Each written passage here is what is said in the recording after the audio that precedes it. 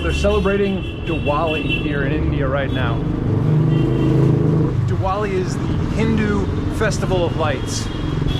It's a time where people reflect on the triumph of good over evil, of lightness over dark, both in the world and within ourselves. And so I didn't know that part of the Diwali celebration was, I knew they hung up lights. It's a lot like Christmas. You see these lights like this everywhere, decorations, and the festival of lights, right? So they hang all these lights up. I didn't know part of that celebration included fireworks. And so last night I was trying to go to bed early because I'm still real jet lagged and have had very little sleep over the last 2 days. But every so often these loud bangs kept going off and I had no idea what was going on. Turns out that's part of the Diwali celebration. I'm right on the edge of Kalbadevi and Crawford Market, which are more of Muslim neighborhoods. So there probably won't be as many lights over here.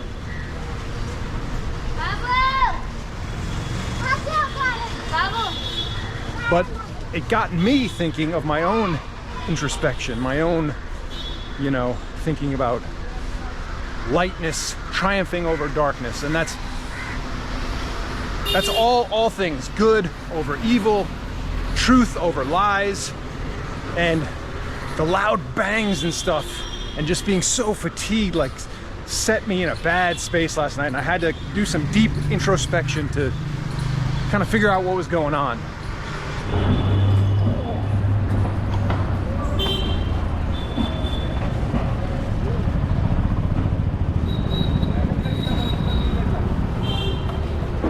So there's a popular trend right now on YouTube of people kind of dissing India, highlighting what they perceive as what the negative aspects are, I guess. And that had me thinking about my own journey within India, my own experiences, and positive and negative, and it took me down some deep roads. Heading now into the back alleys. I don't think we're quite in the main market area yet. It gets more chaotic the further north you go from where I was. But the idea that, you know, this is a place that's rapidly developing, so all the stuff that vloggers love to highlight and hello, all the stuff that vloggers love to highlight, the chaotic markets, the, you know, the street food, the real cheap street food, all that stuff is really a minuscule part of India these days. But it's kind of like a paradox, because that stuff is the most interesting stuff to like Westerners like myself. Like that chaos and that noise and that excitement of the market area, that's what we want to experience, and that's what we want to show everyone else. I mean, that's why we come here. And we don't come here to experience the modern malls and the luxury accommodation. I mean, I guess some people do, but I think it seems like vloggers tend to highlight the sort of aspects of India that are disappearing. And there's a lot of those aspects through this rapid development that's happening.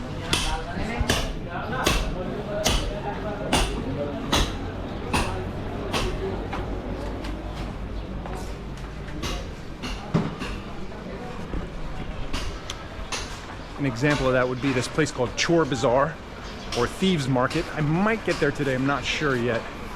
But the whole history of that is pretty amusing. Chor Bazaar got its name from a mistranslation of the British not understanding the word shore, which means noisy. So it was Noisy Bazaar that they mistranslated into Chor Bazaar. So it's a whole misunderstanding, although there is a rumor that if you lose anything in Mumbai, you can find it at the Chor Bazaar, or the Thieves Market. So a lot of development is happening in Mumbai, and apparently like half of that old Chor Bazaar now is gone and been replaced by a big skyscraper project.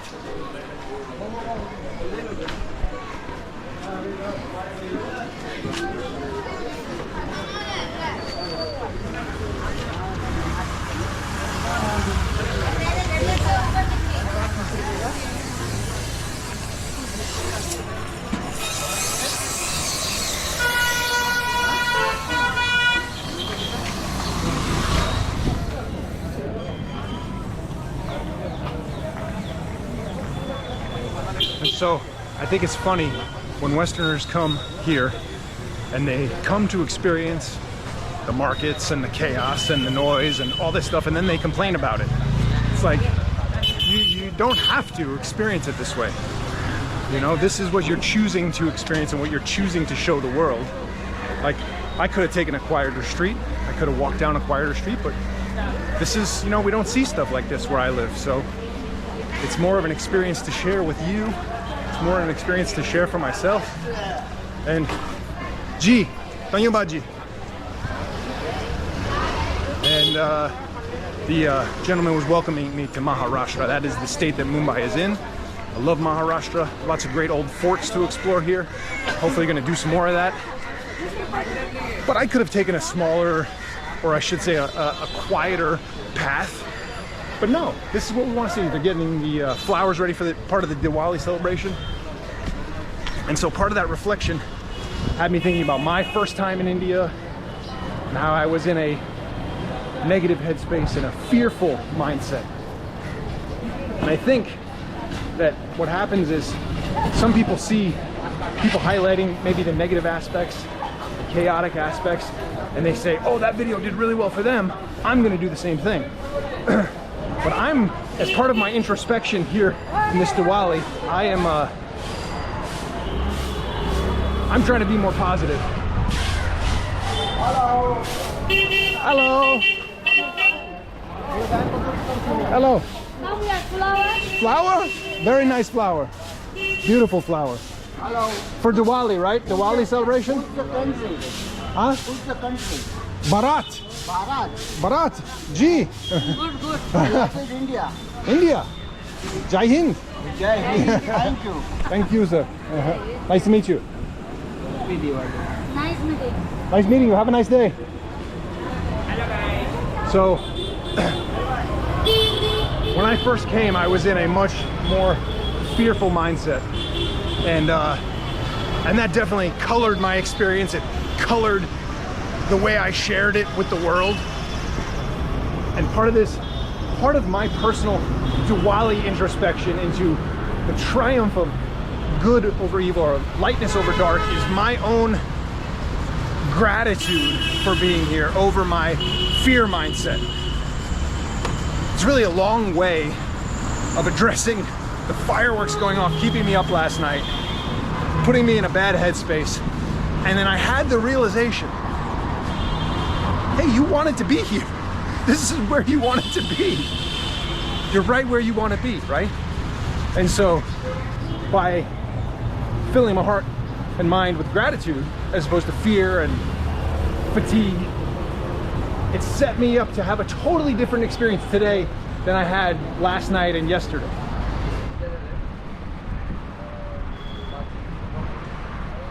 This is Chowpatty Beach. Apparently there is an annual festival here. Can't remember when it is, but thousands of people come to the beach and they do ceremonies with idols of, I believe it's Ganesh, and they put those in the ocean there. But the funny thing about the whole way that India is portrayed on social media is that right now, it's never been easier to travel in India. When I first came 10 years ago, there was no Uber, there was no Ola, there was no, I don't think there was any, no, there was no Airbnb. And so if you want it to go smoothly and you don't want any bumps, like if you came here for a business trip or something, you don't have to deal with the haggling taxi drivers and rickshaw drivers. You don't have to deal with that if you don't want to. Like last year when I came, I still thought I had to go down to the train station to buy a physical train ticket. I just this trip found out you can do that all on your phone now. So that's like one less sort of hassle that I have to deal with. I bought all the train tickets I need for this trip. They're on my phone digitally. So you still have to actually physically ride the train, right? Which some people might consider a hassle, but it's never been easier. And I don't think that gets talked about enough. Like, the more it gets developed, the easier it will be. But that comes with a trade-off, because if if you want it to be easy and smooth, you're gonna start seeing, you're gonna lose a lot of the characteristics that some people, Westerners in particular, come to India to begin with. Like, I also learned relatively recently that like snake charming, I guess, is illegal in India, because I have this image in my mind growing up with like Hollywood movies and stuff like that, that there's like snake charmers on every corner. And so I thought maybe, you know, this trip I would seek one of those out. You know, sounds like a stereotypical thing to do, but apparently they've been illegal for, I don't know, 20 years or something like that. So you're not gonna find any snake charmers here. I think they still have them in Sri Lanka.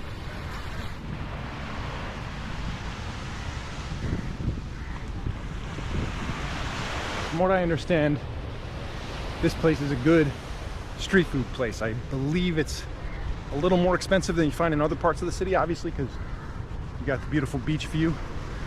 But I have not eaten breakfast yet, so let's dive into finding some delicious street food. Hello, sir. Kulfi? Kulfi? Oh, no, thank you. No, thank you. Is there samosa? Samosa around here? Okay, good. Everybody knows the samosa guy. Good. One samosa de bhai. Kitna paisa? Egg piece, do piece.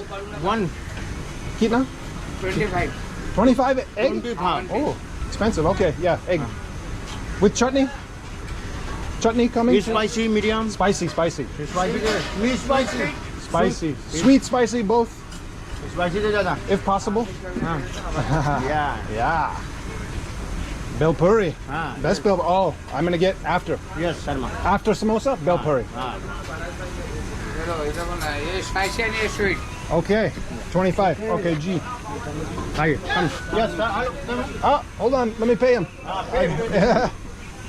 And this is just another example of like the range of options that you have, right? You don't want to eat street food, you don't have to. There's plenty of other AC restaurants, fine dining restaurants. You could go stay at the AC restaurant, but you're not going to get this experience, right? This is the experience that people want when they come to India, right? I can get AC fine dining in any country in the world, well, in most Western countries in the world, right? But can I get a, look at this, Punjabi samosa.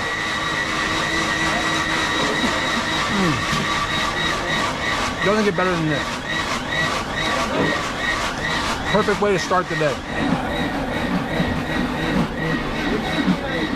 This is one of the best samosas I've ever had in my life.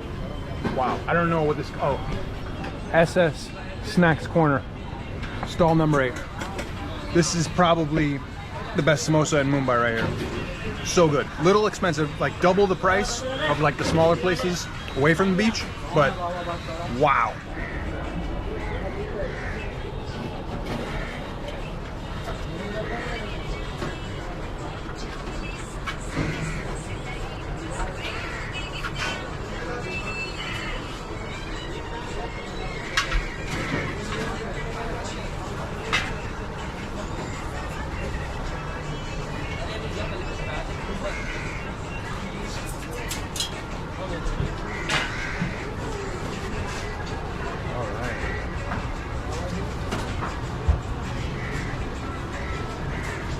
Yeah, Bear Puri. Dhanyabad. Looks beautiful.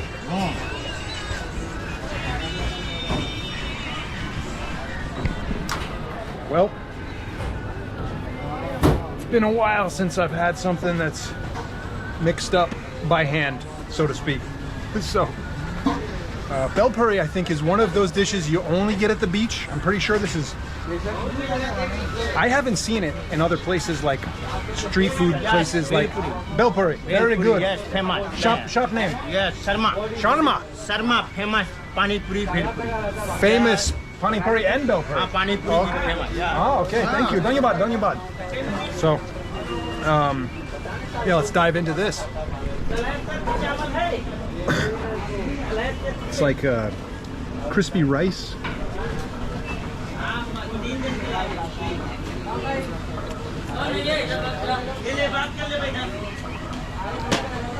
I can see why this is a beach snack. It's kind of light. It's like puffed rice and like tomato and coriander. I can see this being a light, refreshing snack at the beach.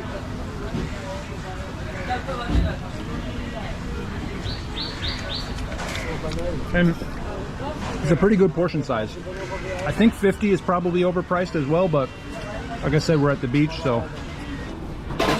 Pani puri. Tonyo Baji. Yeah.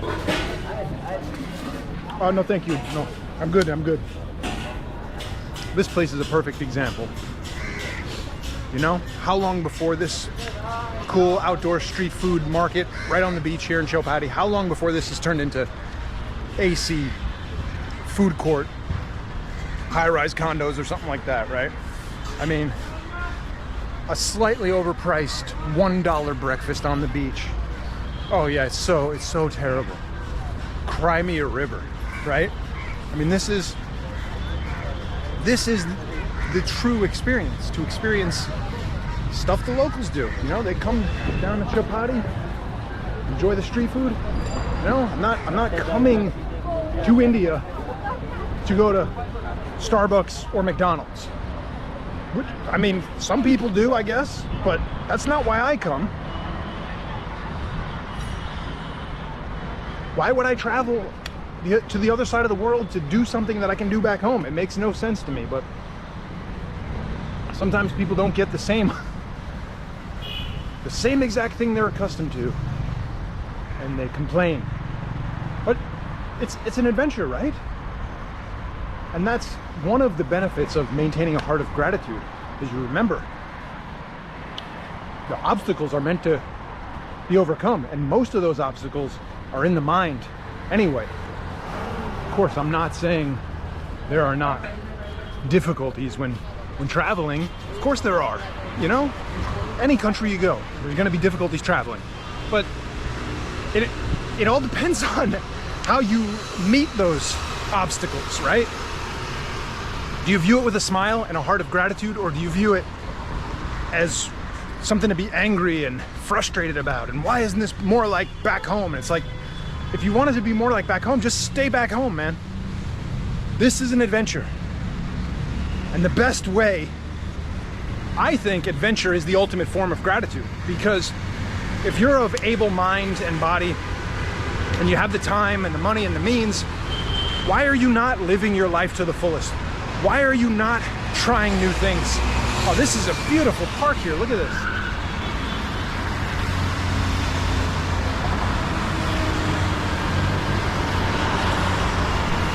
You know, if you have breath in your lungs and you have 2 arms and 2 legs and you can walk and you can run and explore, why aren't you? Why wouldn't you? It's the ultimate form of expressing gratitude for that short life that you have. Oh, let's check this park out. This is something I was not expecting to see. This beautiful little garden here.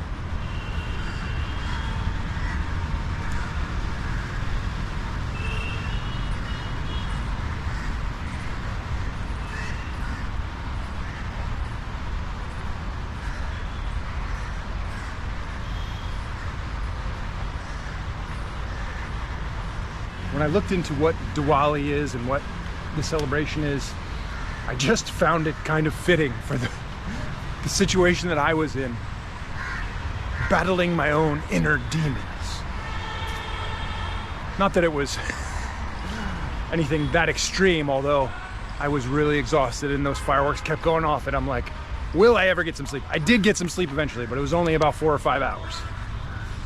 But part of that is due to jet lag, and part of that is just the adrenaline rush and being in a new place, doing new things that I don't normally do back home. So I'm in this cab now with my driver, Siwa, from Karnataka. And we were just discussing history, and he's telling me Gandhi was a Muslim. Muslim, yes. No. Because I know Gandhi followed Ahimsa. I thought he was Jain. Follow the Ahimsa. He followed Ahimsa. Yeah. But so you're saying he's a Muslim? Muslim. No, yes. I'm pretty sure he was Nehru, him. same Nehru and Gandhi are totally... Nehru and Gandhi, okay. Yeah. But I'm pretty sure, well, okay, so here's the problem. Google says he was a Hindu. I remember, I thought he was a Jain. And Siwa says he was a Muslim. So we don't know. We need your help. What religion did Gandhi follow? That time is Gandhi. Yeah. Why Muslim totally sent the Pakistan. But some people why staying here. Let's see. That's why Nathuram Godse killed to Gandhi. Right. I right? think you're equating. I think what's happening is he's equating Gandhi's desire to break up from the British, and the British led to partition, which led to the splitting of Pakistan, right? And so a lot of hardcore Hindutva people, followers, Muslims send the. they send all the Muslims up there, right? Here only for Hindu countries. Right. So Very I think, cosmopolitan, very difficult. but Gandhi was assassinated because the guy who killed him thought that he didn't believe. Nathuram Godse. Yes. He did. Nathuram Godse, that's why killed to Gandhi. He killed Gandhi because of the partition, right? But he's a politician. But you know why? In Muslims, some Muslims staying here, some Muslim gone there. Right. That's why the big problem. But that time sent the all Muslim going there. Yeah. But only the Hindus country, then no problem. Right. And never to kill Nathuram Godse Gandhi. But you're saying Gandhi was a Muslim. Gandhi. You're talking about Mahatma Gandhi? God knows, yeah. But You're talking about Mahatma Gandhi. You're saying he was a Muslim. Mahatma Gandhi, but. Or no, what's his name? Follow the- Mohandas. Mahatma? He follow the Ahimsa only. He but- followed Ahimsa, but he was a Muslim. But I'm pretty sure, wasn't he a vegetarian too? He was vegetarian, right? He's the only Muslim in history that I know to be veg. Maybe. We definitely need your help in figuring out this historical dilemma. So now I'm in the Malabar Hill neighborhood, which apparently is an upscale neighborhood. And speaking of things that are disappearing, this area behind me, this whole green area is known as the Tower of Silence. This is a very sacred place for the Parsi religion, or Zoroastrians, and this is where they bury or put out their dead to be consumed by vultures. There's massive stone sort of bowls. I think there's 3 of them, and as part of their end-of-life ritual, the bodies are laid out here. Nobody's allowed inside. You have to be Parsi to be able to go in there. I thought this was an interesting place to highlight things that are disappearing, because not only are the Parsis dying off, the population is dwindling, but the vultures that consume the bodies are also dying off. So this whole tradition won't last much longer. And so once the Parsis are gone, or once the vultures are gone completely, this area most likely will get turned into something else. I mean, it may still be a sacred place, but they definitely won't be doing these end-of-life rituals that they do here. If you have the ability to do something, you need to do it now. I always tell people, don't wait. There's no time like the present. If you ever wanted to come explore India, do it now while it still maintains some of that traditional charm. Because if you put it off 40 years when you're retired, it's gonna be a whole different experience. Sure, it'll probably be easier, but it's gonna look a lot less like India and more like the Western countries, unfortunately. I mean, I'm sure it'll always maintain some of that traditional charm, but just in the 10 years since I was first here, it has changed exponentially. So this is my last day in Mumbai. I'm gonna get out and explore a lot more of this vast country. That's another thing that a lot of these negative vloggers will do, is they'll only stay in the crazy developed countries. And man, it is so much more than that. And I'm looking forward to showcasing the real India for you guys. Get out there, find your adventure, and be infamous.